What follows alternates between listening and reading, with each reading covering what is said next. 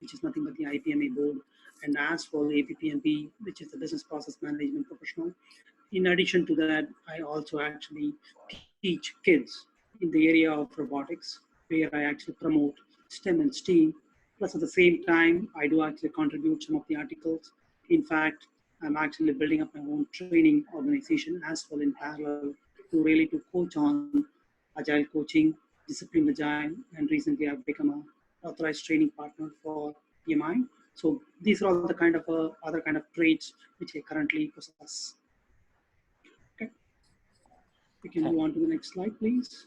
Okay, so this is what the agenda which I really want to deep dive in understanding based on the topic that we have chosen. What is it about? Is it really fitting?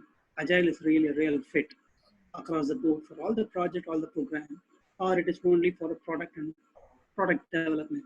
Why does it actually, it is very well suited for product development as compared to other traditional type of projects. And what are the kind of intricacies and what do we need to follow? Again, though Agile actually has got manifesto, which is nothing but a basic principles that they actually put it on. And using that particular principle, they are really asking us to establish ourselves and put a kind of a building block on top of it and run the project. But there are always a kind of a challenges, and moreover, from the mindset perspective, how do you accommodate? So these are all the kind of the key things which I'm actually going to deep dive. Plus, at the same time, I will also little bit I will touch base on disciplined agile and how does that actually different? How it is different as compared to the agile world. Plus, at the same time, traditional waterfall still many people are actually following. Why can't we actually have a kind of one single methodology and then try to adapt an approach? There are issues and concerns in order to do that as well. The transformation journey itself is the biggest journey and the longest journey. So having said that, we can actually touch point on some of those areas. So the agenda actually includes some of the organization's culture, which I would like to touch point, and how do we do agile, what we do in agile, etc. And same way, agile fitment, or otherwise called as agile fitness. And what are all the kind of risks and challenges that we potentially encounter, and how do we overcome? What do we need to do that, right? And value realization. Again, every single project or program which you are actually going to implement or going to drive it, it actually has its own benefit value realization. Can we actually achieve that agile value realization based on the manifesto that has been outlined? Is that really possible? And if it is possible, how quickly we can actually make the overall critical success factor for the business? And it's a kind of at the end, it's a kind of a thank you note.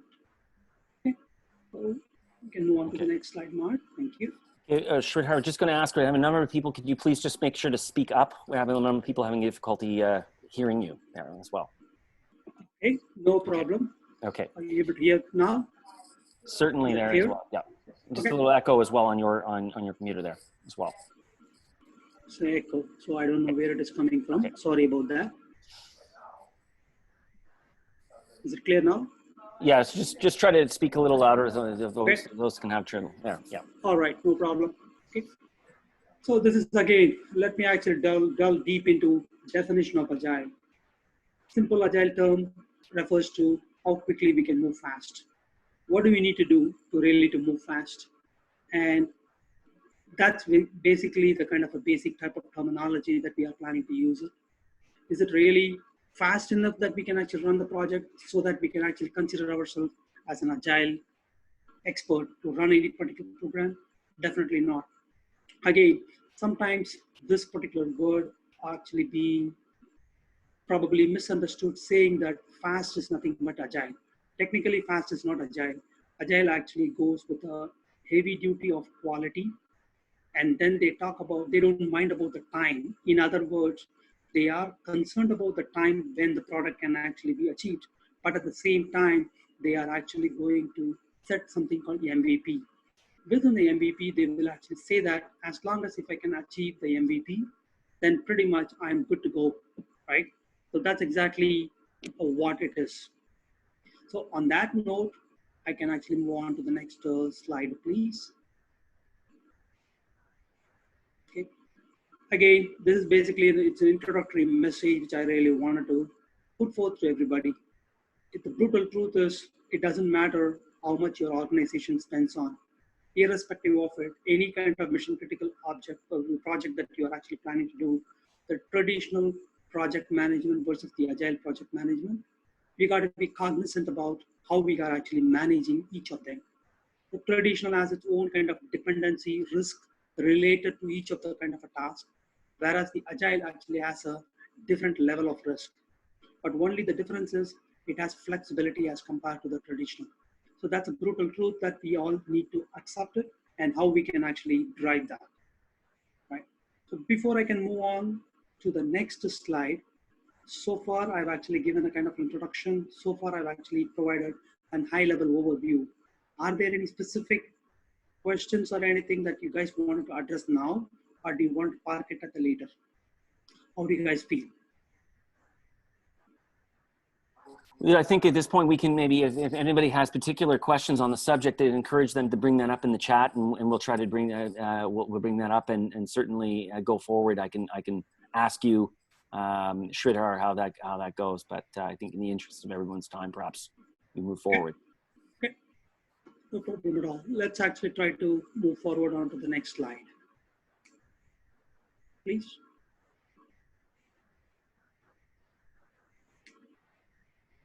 Okay, I think this is actually a kind of a bit of a different type of conversation. And basically, I really wanted to exchange some of my kind of experience in dealing with the organization culture. The organization culture actually plays a major role in any project success. When I say culture, I'm not talking about conflicts. I'm not talking about how to resolve the conflict. I'm talking about at the upper level, especially at the leadership level, how best the organization culture can actually cooperate and accommodate to really to drive entire program for a kind of a success level. What do we need to do from the organization culture perspective? Sometimes what happens is, if I don't know how many of the people have been working with the government as compared to the regular type of private and the public sector type of organization, right? There are some kind of principles, policies, compliance, process, procedure that is always established and that we need to follow. When we are actually trying to implement such kind of a process and policies and procedures, when you are actually trying to blend yourself in using either agile or even a traditional waterfall method, there is always a kind of a nuances that you need to follow. One is basically identifying the risk by applying those particular process and those particular compliance, etc., all put together. You are actually going to accommodate everything as part of your project timeline. When you're trying to put those things into the project timeline, traditionally, even a small project is actually going to go above and beyond certain kind of timeline. How do you envision yourself to really to manage it? And for that, organization culture really helps big time for us to really to understand and how we can actually maneuver ourselves. That's exactly what I wanted to talk about from the organization culture is concerned. Sometimes the culture in this case is, it is primarily focusing on a traditional kind of a team building relationship. I know you, you know me, something kind of a culture. That's one type of a culture.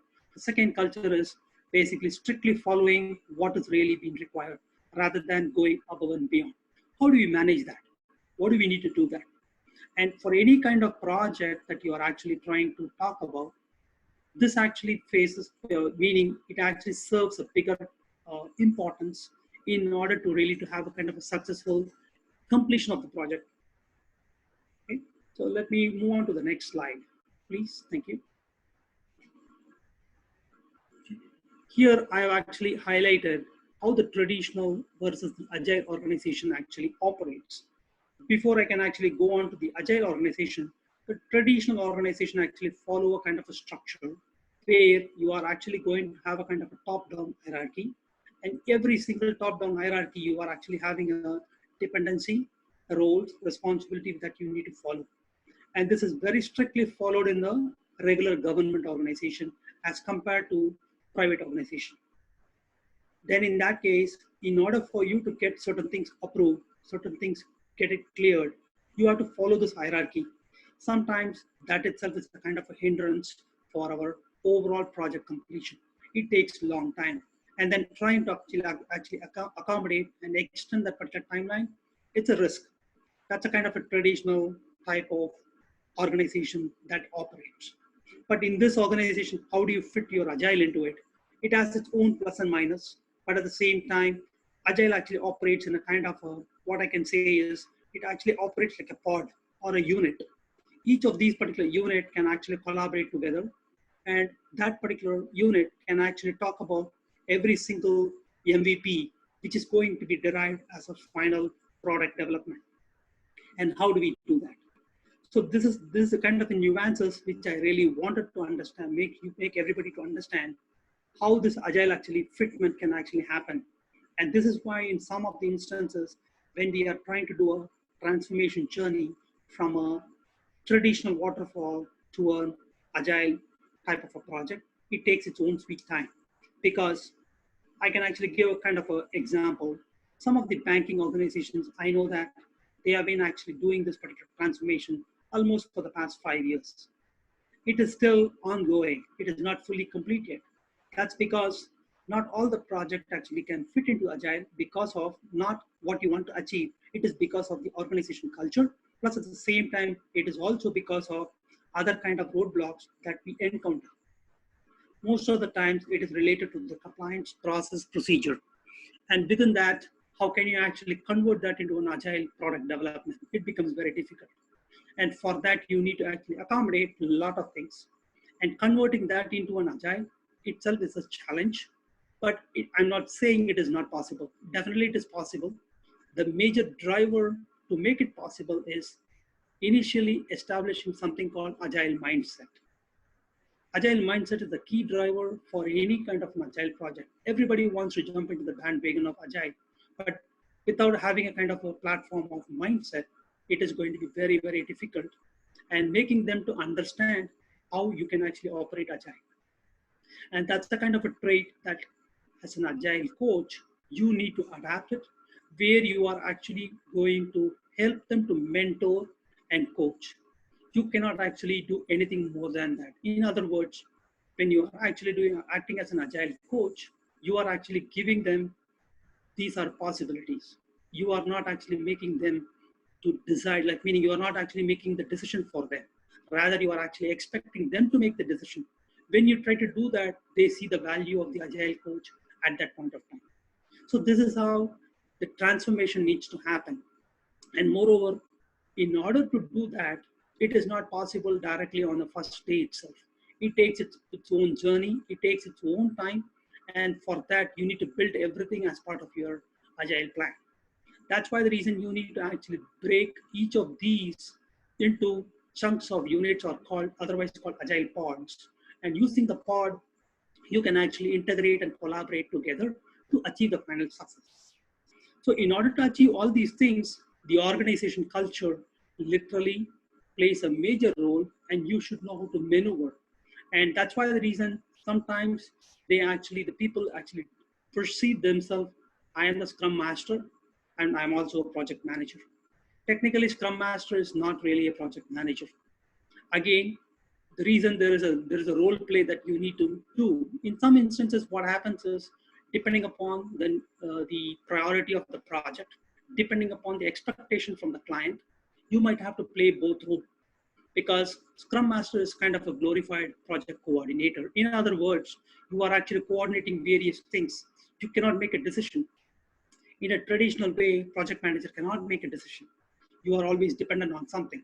Same way in agile, you are not able to make a decision as a scrum master, but you have a kind of a control of how to follow the mindset, how to establish the agile manifesto principles, etc. Those things you have a control of it because as a scrum master. But just being a scrum master, would it be possible for you to drive the entire agile project success? Technically not, because you also need to act as an agile coach. Because the major problem is how to really drive a particular agile project to the next level is a kind of a key. And for that, you have to actually do a lot of things.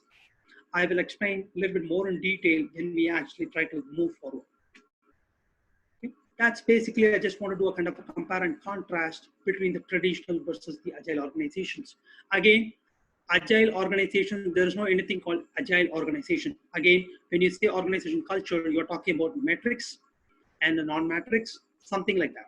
But the question is, agile organization is where you are actually operating every single into a small agile pod, and each pod is actually going to run their own MVPs, and finally integrating that into the final success of the overall product. That becomes a kind of a final output, and that's how the agile organizations operate. And now it's a kind of a tradition that everybody wants to transform themselves into an agile organization, and for that they are working pretty much in the similar fashion of creating a multiple pods, and each of those particular pods they are operating the final objective, everything like that. Can we move on to the next slide, please, Mark? Okay. Again, basically, I think whatever I spoke about the organization structure, technically that is exactly what is being put in over here. I think what I really wanted to go deep dive in the agile organization culture is many people would have actually started working in some part of the agile project, some part of the traditional hybrid waterfall type of project. But the question is, in some instances, when you are running the traditional hybrid project, which is called hybrid, which is basically what you are doing is some part of the components of the project, you are actually fast tracking it. It's otherwise called as crashing some of the kind of a timeline where you are actually exploiting it. And I know that people actually call that as a kind of agile fashion. Technically, it is not. Say, for example, within the software development life cycle, when you are actually having a requirement, when you are having a design, when you are having a development, and then you are actually talking about testing, and then finally deployment, right? All these phases, you need to have a kind of a proper kind of dependency. In other words, when you are actually converting this into a regular agile type of a project, can you actually do all these things? Yes, you can. But only thing is the dependency in this case is within each of these particular phases, you are actually going to have maximum of 4 sprints. Sometimes I have seen people have actually gone above and beyond 4 sprints. Each of those particular sprints, you are actually going to say, I'm going to achieve ABC feature, and I want to make sure those things are met. When you are actually trying to do that, you are always expected to ensure the story points, the features that you want to develop is confirmed. But in a traditional way, what is happening is when the requirement is happening, some people would have already started design. When the design is actually happening, some people would have already started development for the same. But the question is the dependency in this case is requirement and design is not met yet, or meaning it is not fully achieved yet. But the question is the development is already started. So in order to really to do this particular transformational journey, what you need to do is how you can actually create a kind of dependency within the agile world. That's exactly what you need to talk about, and how you wanted to actually put those into the picture, and then how you can actually drive those into success as a kind of end of the MVP is very, very important in agile. But for all of these things, the organization should actually help you and support you, where the leadership team really need to understand what is meant by agile. That is where the agile coach is coming into a play, where he or she is actually going to talk more about how to mentor the leaders, how to coach the people, and how really they can actually bring up to speed what do you mean by agile. So this is how the organization culture needs to start from the bottommost, all the way build it as a building block, and then slowly you actually build it on top of it, and you run the show. Then the transformation journey is not going to be a big impact. And again, some people will say agile project might not be having any risk. It is not true. Agile also has its own risk. How do you overcome the risk? The risk is in this case is the final MVP that you are planning to develop and deploy it is not achievable, then that's a risk. But how do you actually overcome that particular risk? That is why you are actually planning to put in something called retrospect. And when you are actually using same retrospect concept within the agile organization, sometimes the organization culture does not allow you to do that. In other words, there are politics, there are internal differences of opinion, and people might not be ready to adapt and adopt themselves. And how do you overcome that? So these are all the kind of key factors and key traits that as an agile coach, you need to have it. And then you need to actually mentor the leaders so that the organization culture can believe you that you are a strong leader in the agile environment. So that culture, you need to start building it right from the beginning itself. If that has not been done in the beginning, pretty much you are actually going to run a regular project, but you are going to overcome a lot of risk, and you need to actually resolve those particular risks and then take it further from there. Let me move on to the next slide, please, Mark. Okay. Moving to the organization model. Again, you guys might be asking, when I'm actually, the main requirement or the main topic of the today is talking about agile fitness. Does every single project actually fit into agile? But the question is, I'm always emphasizing more, especially to manage that or to address that, is about organization, because that makes a big difference. In other words, if the organization is not fully supportive, if the organization model is not fitting in, any project, if you take it, agile will actually fail. And I will actually give you my kind of perspective. Again, some of these are my more personal experiences, and I'm trying to share it, and then where the agile actually fails and where the agile is success, and how it can be a success even though it is a failure. That's exactly what I'm going to talk about. That's why the reason I'm emphasizing more on organizational model, because the organization model is a kind of a basic phone line or a kind of basic fundamental that we need to actually put it on, so we are able to build a block on top of it. Right now, what you might need to do is, any kind of organization, if you really want to do a transformational journey, first of all, you might need to actually take a kind of a small unit and then see whether you can make an agile proof for that particular business entity or a business unit. If you don't do that in a kind of a chunks, the transformation is actually going to take a longer time. Plus, at the same time, you are actually going to have lots of backlog items, and you are actually going to do a lot of cleaning of those backlog items, and that takes, the traditional agile project should not actually go beyond 4 to 6 weeks. Maximum is 4 weeks, and I have seen many people actually have taken the project into 6 weeks of sprints. I'm talking about sprints as a kind of 4 to 6 weeks. I'm not talking about the entire project is actually considered to be 6 weeks. So the 4 to 6 weeks, when you're talking about each of these particular sprint, the main objective is make sure you are able to clear up all the backlogs. If you're having any kind of issues, make sure you are actually do a continuous improvement. Continuous improvement, which is nothing but retrospective. How you can implement it, what do you need to do, etc. If you're following all those things, that's the what which you need to put the kind of basic fundamental or outline in order for you to go into the future foolproof organization, so that it is going to achieve better. Okay. We can actually move on to the next slide, please.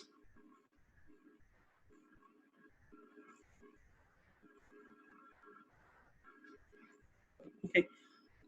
How we do agile, what we do in agile. Maybe I just wanted to open up a kind of a regular kind of a floor for people thoughts here. Have anybody actually worked on agile projects? I'm assuming somebody would have already, or pretty much all the participants would have definitely worked on the agile projects, I believe. Certainly, if somebody has, they can make their comment into the chat there, and at any point in time have a question, and certainly I'll interject and stop Sridhar for that. Otherwise, I think Sridhar, you can move forward.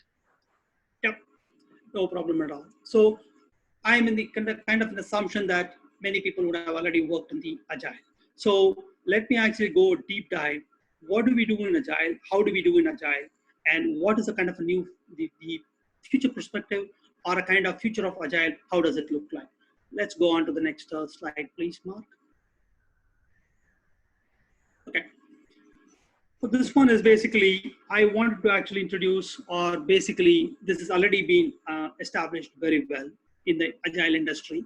I'm actually following the same footpath of the same process. It's called 6-step process of agile.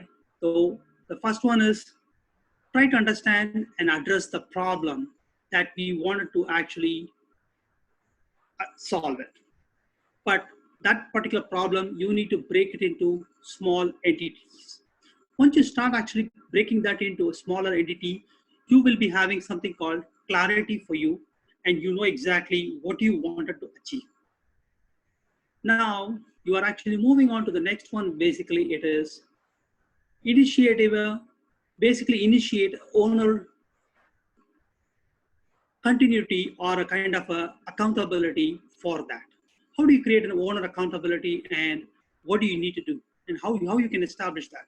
It is going to be very difficult, especially when you are actually introducing some of these kind of concept of agile, because the leaders will not be able to accept it. They don't know what is agile. So then in that case, what do you need to do? You need to start socializing yourself. You need to actually be a kind of mentor and a coach. And that's a second step that you might need to actually follow and adapt in parallel. Then the next one is basically team. Basically, what you have to do is you need to construct all of these things into multiple chunks and put it a kind of a top priority item, what you wanted to achieve. In this case, for example, you are actually building a product. For you to build a particular product, you need to know what are the features that the product is going to contain, and how are you planning to achieve those particular features. So that's exactly the first step. The second step is basically you're socializing with the leaders for you to make them to understand. At the same time, they are actually going to help you to actually be more success. That's what. And then finally, what you are actually going to do, the third step is basically you are granularizing all of those particular features into multiple chunks, and then trying to actually say that this is how my product is going to look like. Then finally, the team members who are actually responsible to develop and build this particular product, they need to have a good kind of an understanding what is agile, and are they ready for agile, etc. And then are they really, how well they can actually drive this entire product to the next level of success. That's what it is. And the fifth step is basically the team with small working increments. Again, here is a kind of a key thing which I want to highlight. Every time you are actually releasing a new product feature, it is going to be in increments, and each of these particular increments you are actually going to introduce something called retrospect.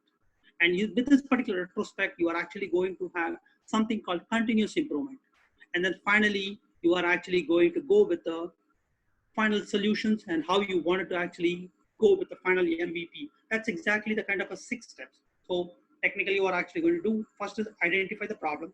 Second is socialize with the leadership team. Third is making sure you are actually breaking that each of these particular items into multiple chunk units. Fourth is basically make sure the team is adapting themselves into agile. They know what do you mean by agile, and if not, maybe mentor them and coach them.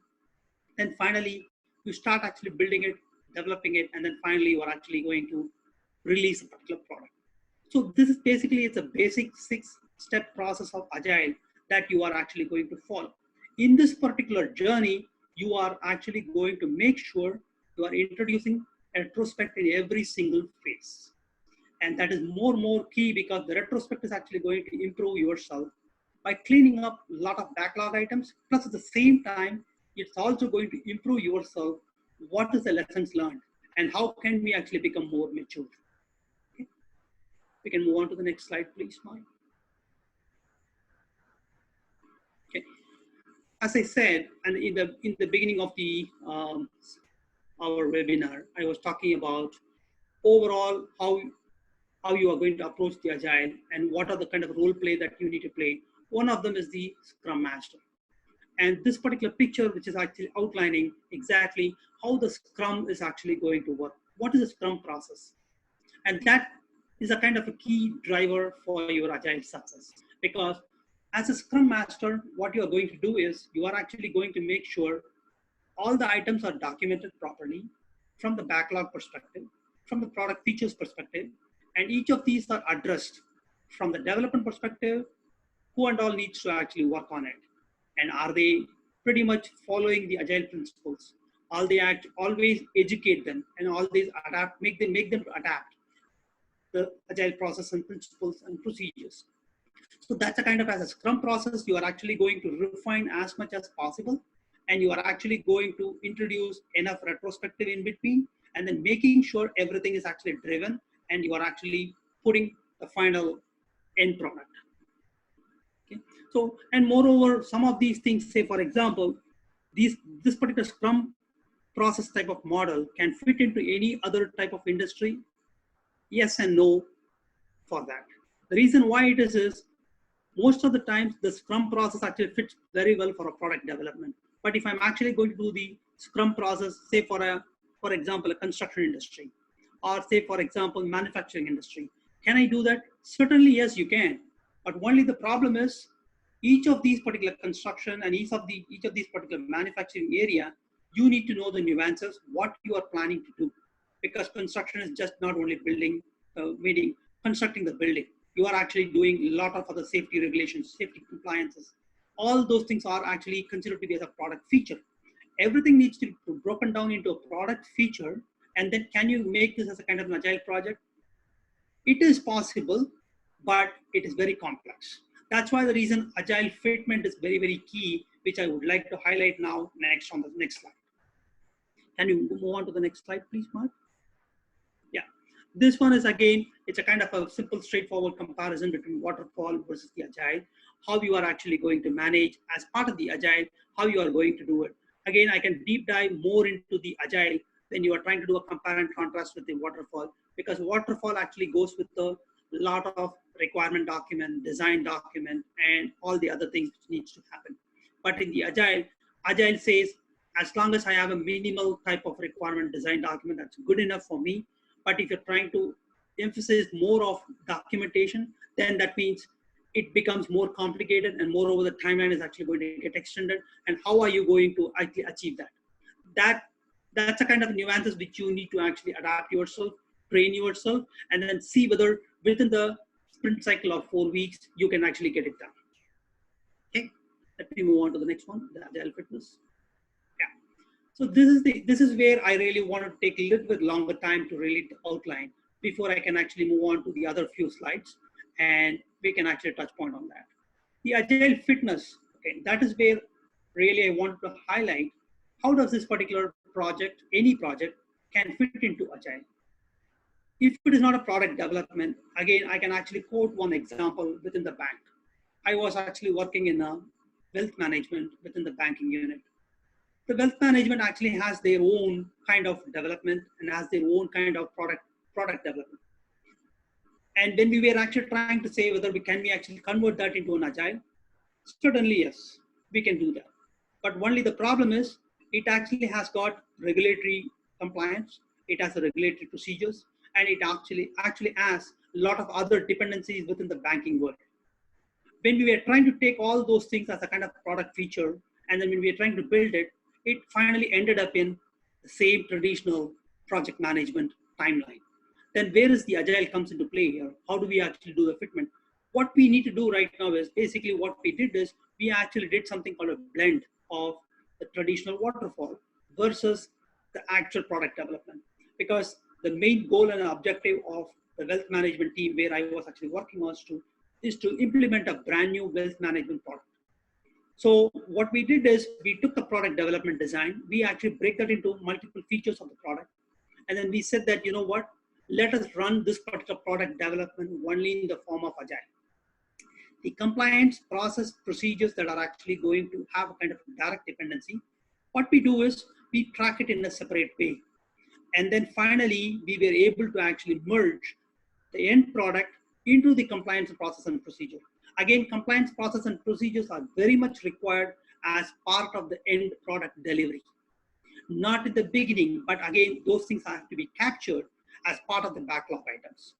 When we were able to actually put all those things as the backlog items, these pretty much we were primarily focusing on the compliance process procedures were always in the backlog. It was not addressed immediately. But whereas the other product features, other items, and other miscellaneous details are actually being taken care as part of the backlog refinement, and we were able to actually go through every single sprint cycle, and we were able to achieve it. Finally, when we were actually about the end of the sprint cycle, we were able to actually merge the compliance process procedures into it. But only the major problem was basically we had to do a kind of one single full end-to-end integration cycle of testing to make sure the compliance policies, procedures are met and test with the proper real set of data. The problem with this is basically what I'm talking about is the design and development. How do you actually incorporate the testing in this case? Again, the testing is also going to follow the same process within this particular life cycle. And each of these particular sprint, there is a kind of a testing event. There is an agile testing sprint cycle that is actually going to happen in separately in parallel. And when we are trying to do all these things, we were able to actually merge at the end everything into a success. Overall, this particular project was actually a success. Again, if I really relate this agile fitness into any other industry, and can we do that? It has its own problems, and again, without knowing the kind of nuances, it is very difficult to make every single project to fit into agile, and that's a kind of key. So I'm not actually saying not all the projects are not fit for agile. At the same time, I'm not saying please don't go into agile if you're not even good at it. That's not what I'm saying. All I'm saying is the fitness needs to be assessed. You need to do an impact analysis in the beginning, making sure, is this an agile candidate? Is this particular project that we are planning to do is an agile candidate? And are we there yet? Those kind of questions that you need to actually address it as an organization. Once you say that that's good for it, let's do a kind of pilot. Again, piloting is actually the key success for any given agile project. You cannot directly jump into agile bandwagon saying that I wanted to convert everything into agile. Well, you can certainly do that. I'm not saying that you cannot, but when you try to do it, you need to actually, you will be having a lot of roadblocks. You are actually going to encounter a lot of hurdles. And that's where the problem is. And to retrofit those things, it is not so easy within the agile. That's where the problem is. And that's where everything becomes half-baked. And you need to watch out for that. Okay. So let me move on to the next slide, please. Yeah. Okay. As I said, I think the agile fitness check, which I think it's a kind of a repetition over here, it is nothing much of a different, but at the same time, the fitness is nothing but impact analysis. Do you have enough time for you to do the impact analysis, whether this particular project is actually considered to be as an agile candidate? That you need to do that. Once you start doing it, pretty much you will be having a clarity whether this is ready for agile or not. And this particular impact assessment can actually be done pretty much across the industries.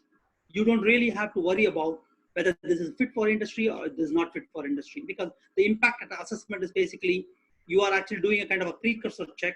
What do I need to do? How do I need to do? And those kind of questions, once you start answering it, technically you can say, is agile is candidate for this? That's exactly what I really wanted to outline on the fitness check. Let me move on to the next slide, please. Yeah. Okay. Again, so far I talked about organization culture, then I talked about agile fitness, then I talked about, in general, how the fitness needs to be done. The agile performance, okay, this is actually a pretty much every single project, any program you are taking it, the performance is actually the key kind of measurement. And that you need to do the same thing even for agile. It's very difficult. Without doing that, you cannot conclude whether this is really a success or not. And how do you actually measure the success? And how do you do the agile performance? What do you need to do? What are all the kind of criteria that you need to set for overall performance? Again, sometimes people might say the performance can actually not be met until I have achieved with all the things what I want. That's a true response, but it doesn't mean that you cannot actually measure the performance in the beginning itself. That's why the reason what you need to do is, as part of the impact assessment, you might need to do, when do you want to start your agile performance? Is it right to start in the beginning? Is it right to start in the middle? Or is it right to start in the end? Again, when you're actually going to do the end, you are pretty much, it's too late in the game, and you might not be able to fix it immediately, and that becomes a kind of an issue. It is ideal to start in the beginning, but sometimes it is recommended not to start in the beginning, but you can actually start in the middle too.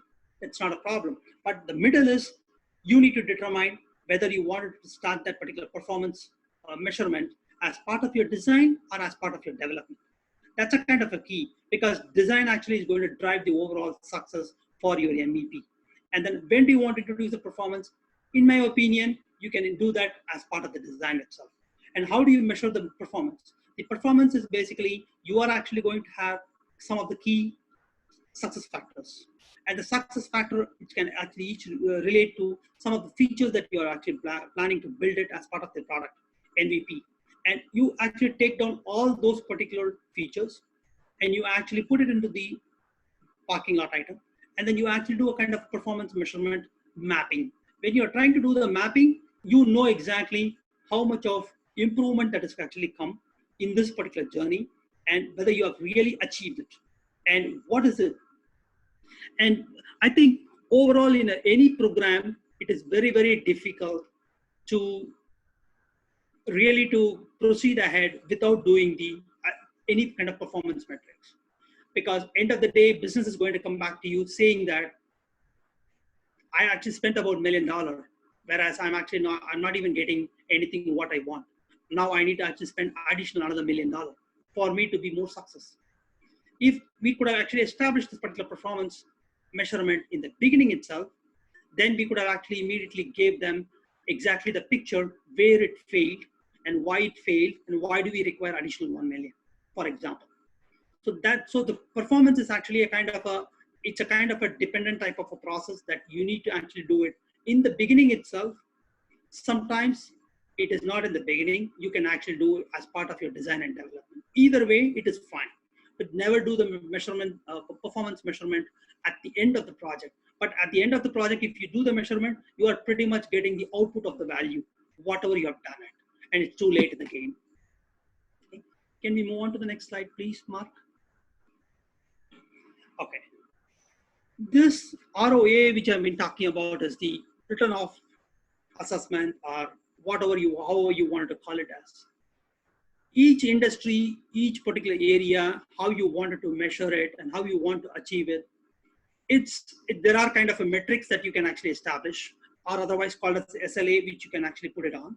And when you try to do that, you can actually do your kind of a common metrics and you can actually map it against whether it is met or not. That's exactly what I'm talking about.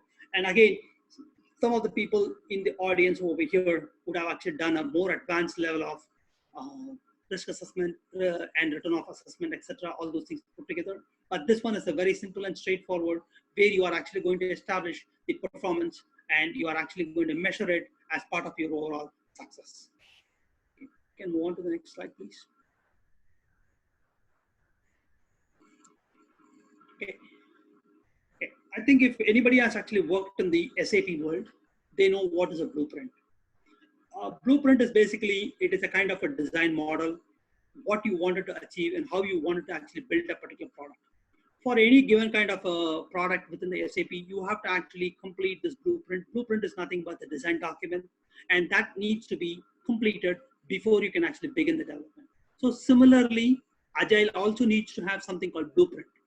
And the blueprint is a kind of a complete outline of the architecture that you wanted to follow and how you are actually planning to build it and what you wanted to do within each of these particular design. So for example, the blueprint is actually going to derive few things. One is value, second is agile structure, third is agile teams, fourth is that's a backbone, and the fifth is basically the journey for your overall roadmap. The value is basically the value realization, which I'm talking about pretty much in the couple of slides below. But I think this is exactly the kind of a journey that you need to actually adapt.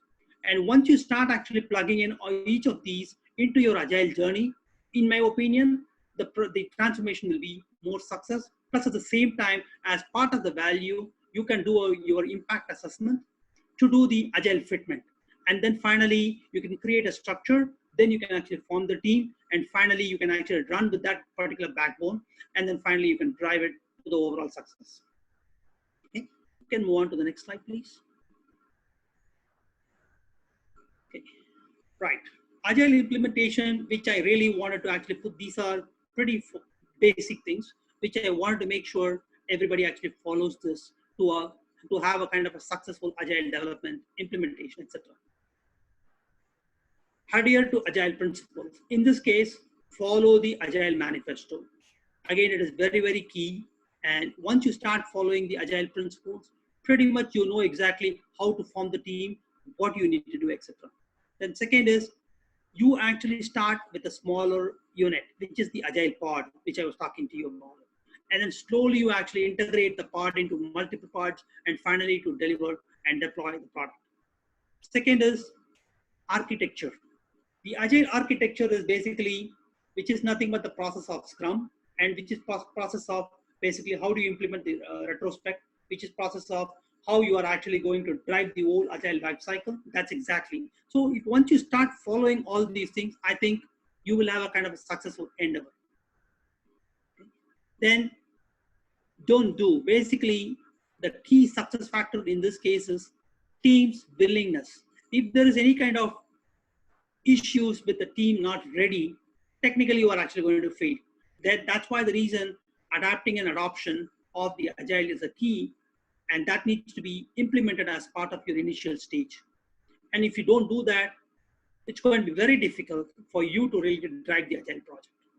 And lack of leadership, yeah, it is one of the very, very key, because most of the times what happens is people will think, I think I can quote a kind of real-time example. When I was actually working with the bank and I was actually implementing a CRM solution, everybody thought CRM is actually going to give them better value. In my opinion, yes, it is. But the question is, they were not ready to use it. Without using it, how can you actually get the kind of value? So same way, there is a leadership support, there is a leadership training, and they also need to understand within the agile world, leadership needs to have an agile mindset. That's why initially I was telling, as an agile coach, you need to start from the leader level. And then finally, you need to go to the bottommost level.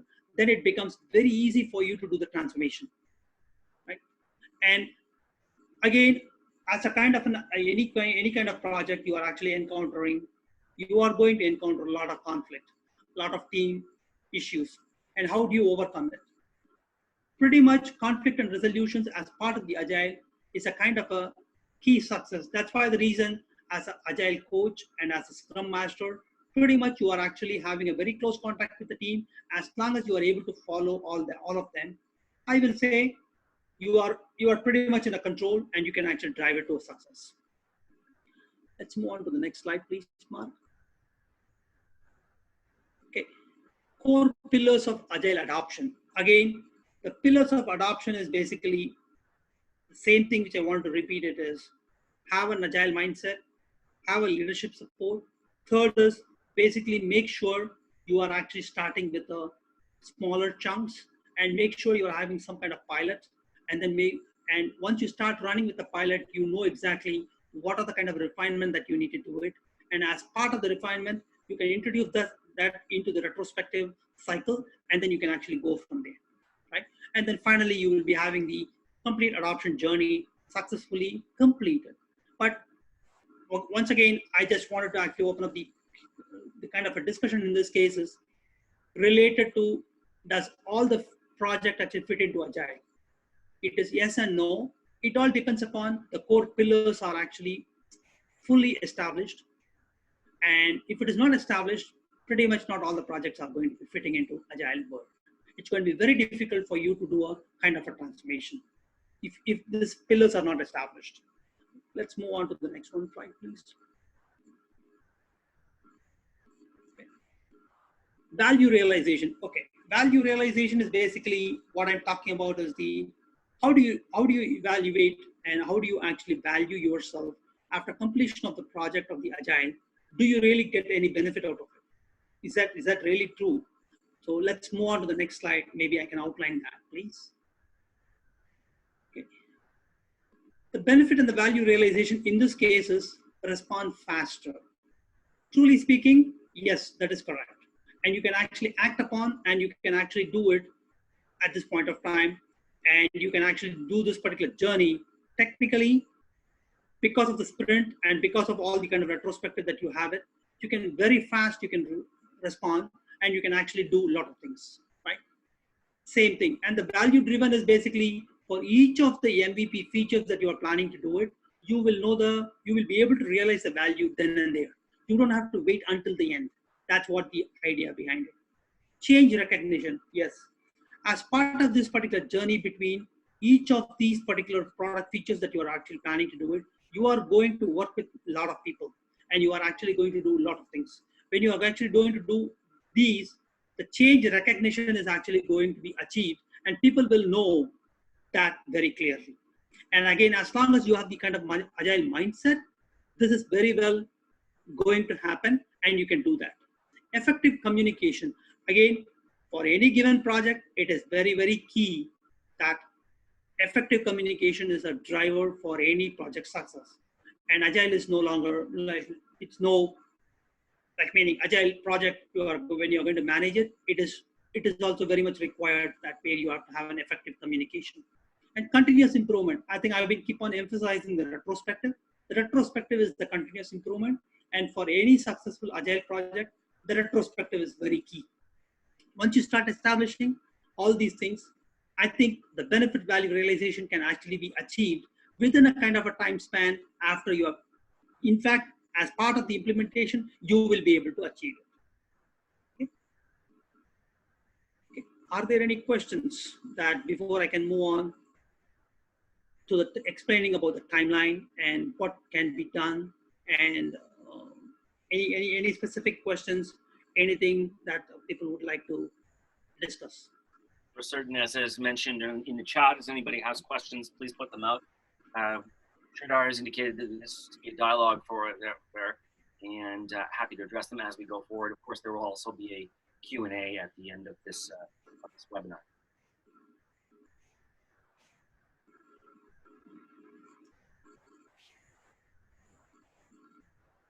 I think you can keep going then, Sridhar. Okay, no problem. Thank you so much. So this one is a very, very, okay. I will respond back to that particular question. I think Ambuj, one of the audience, asked me a specific question. Just give me a second. Once I explain this particular fitness timeline, we can talk about it. Please, thank you. So this one, this is a kind of a transformation journey which I have actually established. In fact, I've actually followed this for a kind of a success on an agile transformation journey project. So technically, you need to define your strategy, then you need to establish your governance, monitor your performance, which I told as part of the design and development, that's where the performance monitoring is very key. Then you are actually forming the team.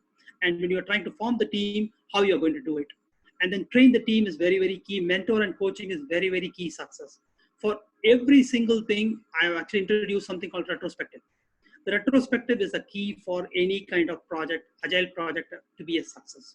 And finally, maintaining a knowledge in repository. If you really see, I've actually put it in a kind of a 12-month journey. Sometimes the 12-month journey, if you can't establish it, it's actually going to take longer because there are some kind of internal traits or there are some internal difficulties that can actually impede your journey. And that is very natural. It is not a kind of an issue of the agile, but it is very, very natural, right? So if you really follow this particular entire path, you can easily understand. And underneath, I've given the velocity, right? The velocity of the force is basically, it's a momentum. Once you start from the start, you will be able to immediately go to the fastest level and speed you can actually complete in 12 months. But only problem is in any of these particular journey, if the mindset is not clear, if the leadership is not ready, pretty much it's going to be a collapse. That's the problem. Okay, we can move on to the next. Okay, before that, let me actually answer, I think, one of the audience question. Are agile practices more relevant? I think the question is, are agile practices more relevant to software projects? Okay. It's a good question. Agile practices are actually very well suited for product development. It doesn't have to be a software product. It can actually be any kind of product feature which you are going to release it into the market, a brand new product. Agile can actually fit into it very well. So to answer your question, it suits very well for a software project. It actually suits more for any kind of product development. And if you wanted to go into the marketing world, it suits very well for that as well. Does that answer your question, Ambuj?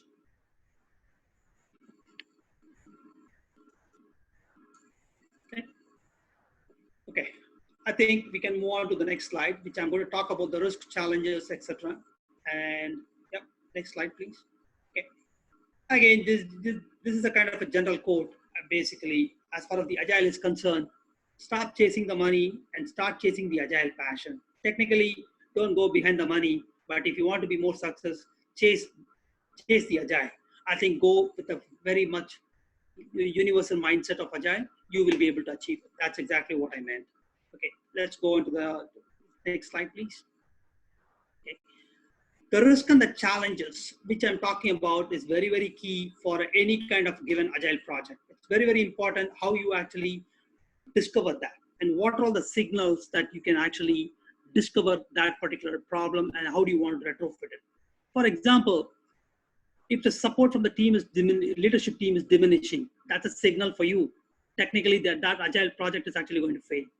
And the second one is the stakeholders. All the stakeholders are being effectively involved in this transformation journey. In other words, they are not even involved. Some of the product owners, as a part of the stakeholder, they hardly come to your meeting. They hardly come to any kind of product review meeting, etc. Then that's a kind of a signal for you. Then training and education not provided. Basically, adapting and adoption is very key for an agile project. And if it is not there, technically that's a kind of a signal for you. Then third, the final one is the team's confidence and motivation. I think I want to emphasize more on this, right? As part of your agile coach role play, which you're going to play, it is very, very important that you are actually going to mentor and boost the team's morale and as well confidence. It is very, very, very, very important. And as well, increase the motivation, make them to engage, get themselves involved into the project. And that's very, very key as an agile coach. You are not really going to preach them how to do the principles. You are not actually going to make them to understand what is that particular principle. You are actually going to coach them rather than making them, forcing them to understand. It is very, very difficult when once you start forcing it, people are not going to listen to it. That's why Agile actually promotes something called servant leadership concept. And that's exactly what you need to do. So once you identify, these are all the basic type of signals that will actually give you a kind of an indication that this project is actually going to fail. And these are all the kind of a close monitoring type of activity as an agile coach or as a scrum master, or even I will say sometimes product owner also will be interested to do that in some instances. Probably that can actually also happen, and then we can take it from there. Okay. Let's move on to the next slide, please. Okay. Right. The thing is, as part of the agile transformation, there is a notion that support from leadership even before the program starts. Technically, what I'm saying is the support from the program needs to start from the beginning. If you don't get the support from the program in the beginning, it is too late in the game to really drive the successful agile project.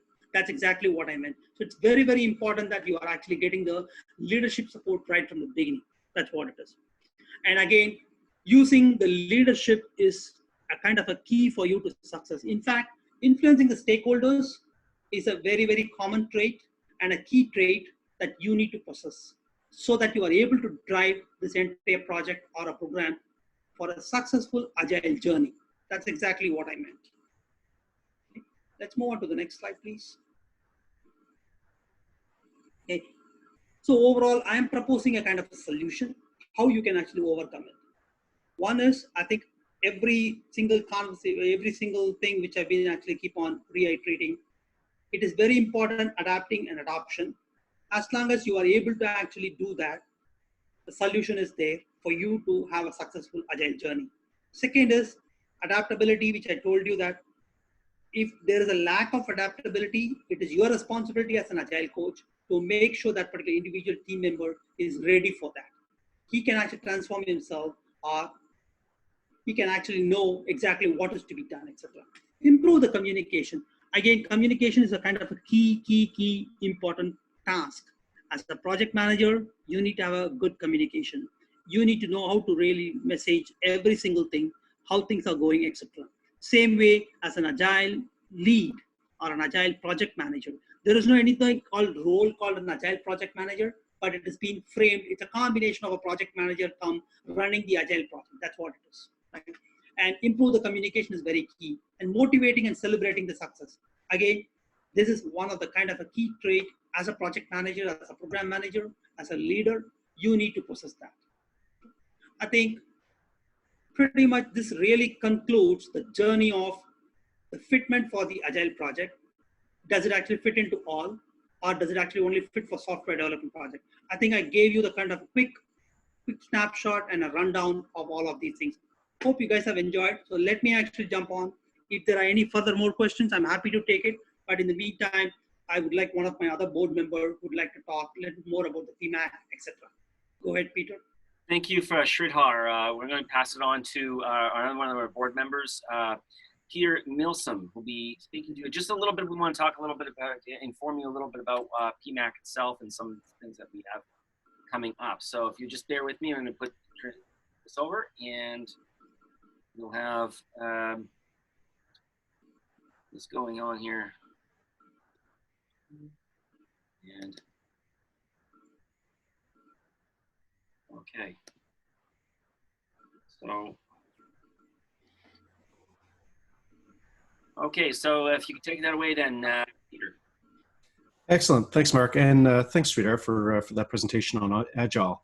So just a quick, realizing we only have a few minutes, I've actually started my timer less than 5 minutes, just to go over PMAC and the IPMA certifications. So why don't we go to the next slide?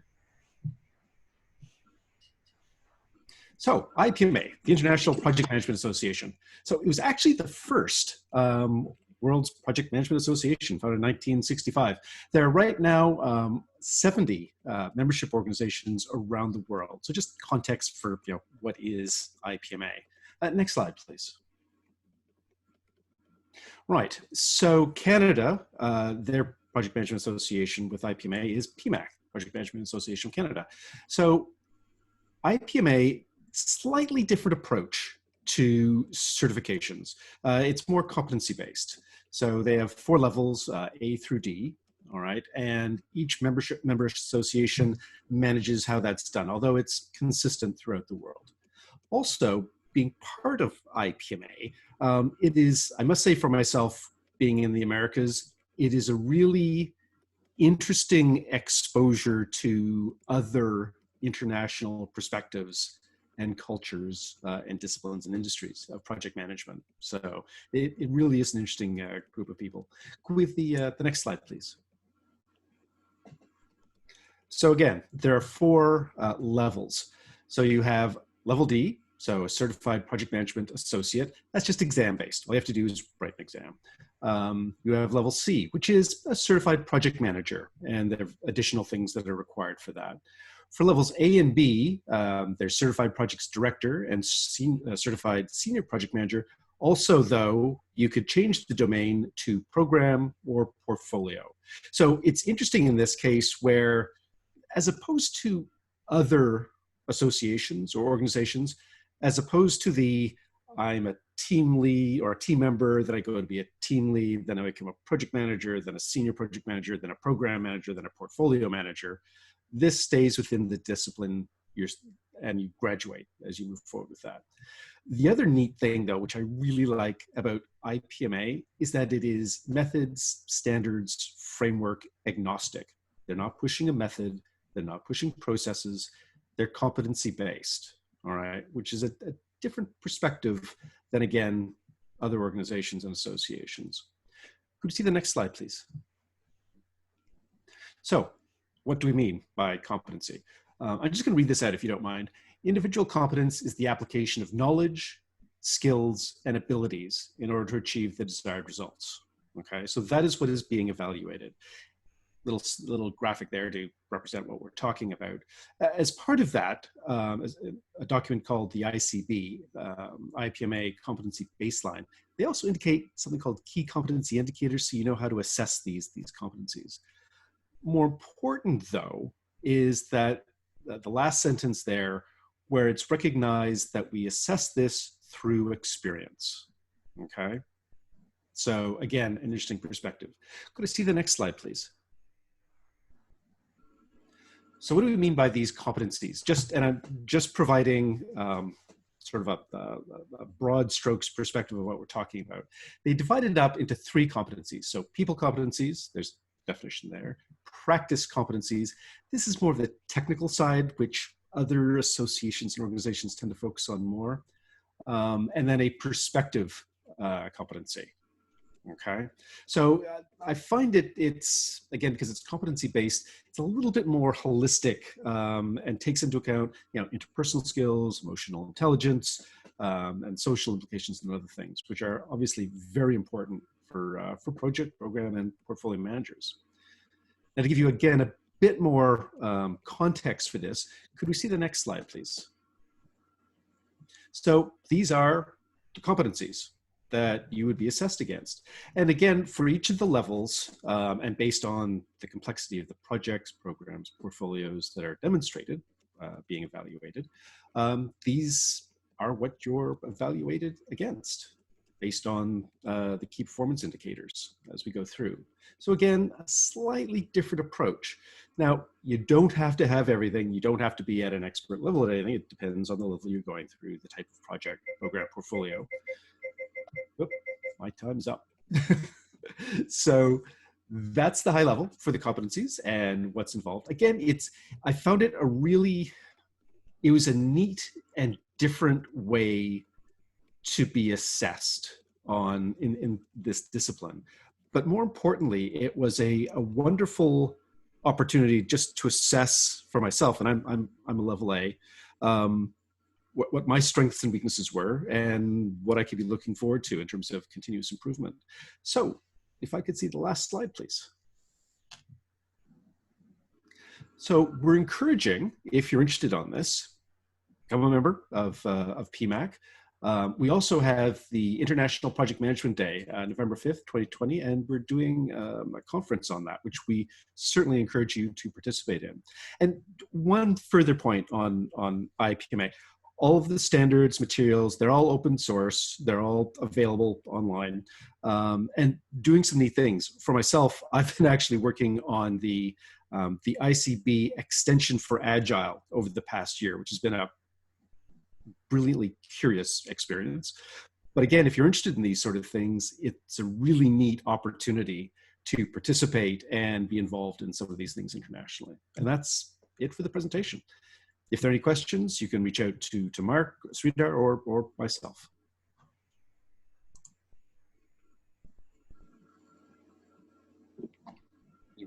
Okay, well, look, thank you so much for your input, and thank you, Peter, for expressing. Again, to recap, we are, at least currently, the Your Project Management Association is currently looking to recruit for the board. If you are interested in giving back and being part of your profession and advancing association, do reach out to me. I've just sent you an email there.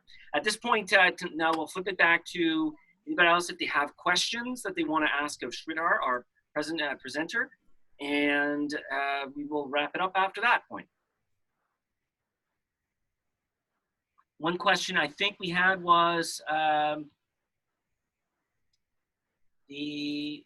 Jill, I think you had a question, perhaps something like this. I'm not mistaken. Hi, thanks, Mark. Yeah, my question was just, there was slide 23 was sort of showing like a phased approach to implementing Agile and reaching the point of success. In his opinion, does it take an organization 12 months on average to get to that level of success or competency or solid outcomes? That seemed like a long time. And so I was just looking for a little bit more background in terms of what types of organizations you're seeing that it's taking that long to get to that level. Wonderful question. Thank you. Jill, Sridhar, would you like to take that? Sure. Thank you. Thanks a lot, Jill, for the question. In fact, I also have responded back. In fact, the journey of transforming yourself from the traditional to the Agile platform, it does take that long, 12 months. Again, the reason why it is actually taking long is in order to bring the entire team to adapt themselves and prepare themselves with the Agile mindset, that itself is a kind of a big challenging way. And especially bringing the leadership team up to speed in the getting them to know much about the Agile mindset, that itself is taking a long time. It's most of the times the major failure actually occurs is if the leadership is not ready whatever the way you wanted to run the Agile is not going to be success at all. The reason is influencing the stakeholders in this case of any given Agile project is very, very key. And in fact, as a matter of fact, influencing the stakeholders is actually a common trait that you need to possess in order to drive anything to be success within the project management world. And Agile is not different as compared to any other thing. So that's why the reason I'm saying 12 months seems to be a long. If you really do a kind of a breakup the way I have done it, that will actually give you the kind of a picture why it is taking 12 months.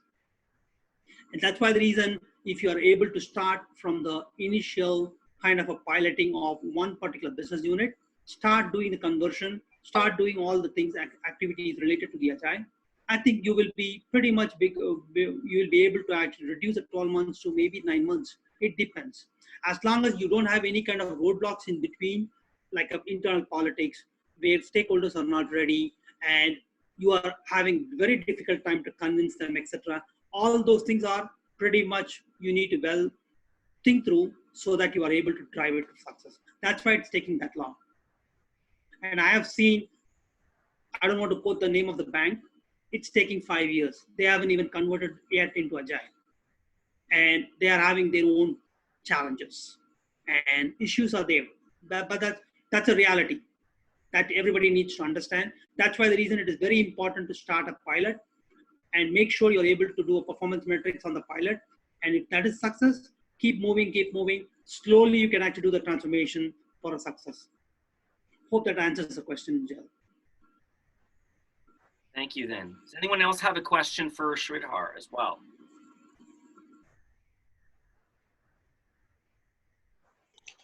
Hi, this is Jennifer. So to follow up on what Sridhar just said and Jill's question, what would be a best practice? Because you mentioned a bank that is, like 5 years in the making, and I think that might be true in terms of organizations that say they are agile, but they really aren't. So what would be a best practice you would recommend that organizations take into consideration? I think the recommendation is basically you actually take a kind of piloting activity. Any particular Agile transformation, start with a pilot. Do the measurement on the pilot. See what do you feel. And then take that particular output to the leaders. And make them to convince that Agile is really a successful journey because of this. I think once you start more than 1 or 2 pilots and then prove it to them, I'm pretty sure leaders are going to come back to you and asking for, okay, let's do the Agile. In fact, in some instances, in the organization, in the prior organization, wherever I've actually worked, everybody wants to join the bandwagon of Agile blindly without even knowing the concept of what is Agile. They started doing it, and they started actually, in fact, the major roadblock they actually encountered is the story point estimation. The story point estimation is very, very key for you to make sure you are estimating the right story points. You are actually doing the backlog refinement for those particular story points successfully. And if these things are not done from the overall requirement gathering perspective and understanding perspective, it's going to be a failure. And that's why the reason people need to understand when they are working collaboratively within the Agile team, it is very, very key that people need to actually learn each other and connect to each other and then make sure they understand. And these are the concepts that you need to adapt. And that can only happen when you start as a pilot project. Otherwise, it's going to be very difficult. Thank you. Does it answer your question, Jennifer? Yes, thank you. Thank you. Take any other further questions from the attendees here? You have Sridhar's experience in front of you, so please, by all means, take advantage.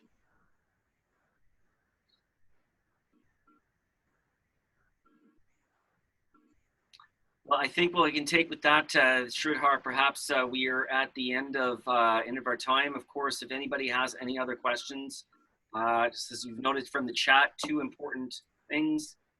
If you are interested in serving and advancing your own professional, board service is a fantastic way of doing that. Reach out to me at execdir@enac-agpca.ca. I don't spell mouthful, but it is in the chat as well. Keep in mind on your calendar, November 5th, International Project Management Day is our annual conference. Everything going on as it is. We are moving virtually, so this does mean that we're hoping to have a larger amount of participation from across Canada and around the world, and certainly hope that you'll be able to take part in this and support your project management association there. Questions that are coming from the chat as well. Yes, members of Project Management Association of Canada, keep an eye on your inbox in the next newsletter. We're hoping to be able to put out a link for the recording of this event as well. Thank you, everyone. Okay. With that, we'll end off the meeting then. Thank you.